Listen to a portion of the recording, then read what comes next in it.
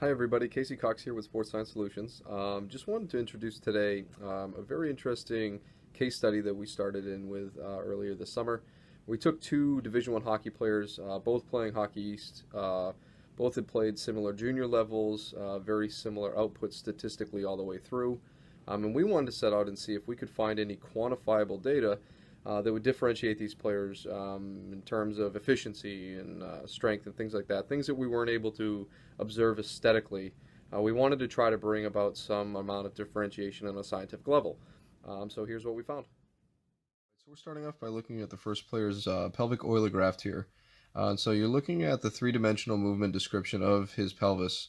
So you can see we have a nice stable line here with the green. That's looking at the pitch of his pelvis, which is showing that as he's skating, you can see that the peaks of the blue and the red are pretty well balanced here, and we've got a lot of stability in the green.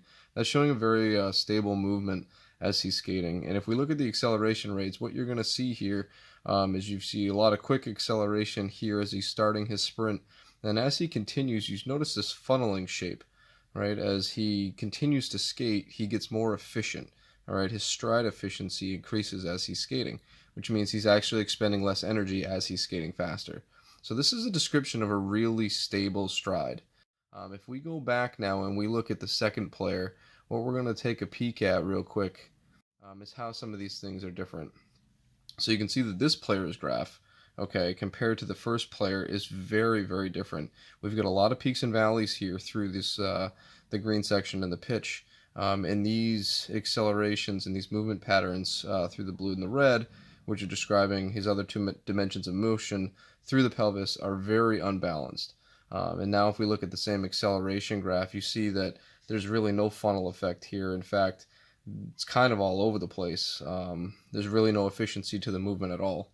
And this is really interesting how we were able to take two players that aesthetically were very, very similar and really couldn't even tell them statistically apart on the ice, but to look at them and say that this player is much more likely to be injured as a result of imbalances in his biomechanical movements. And over time, those imbalances are going to lead to injuries. It's also going to lead to a lack of performance if you think about the efficiency of the athlete. So this is some of the interesting stuff we're looking at. Stay tuned for more.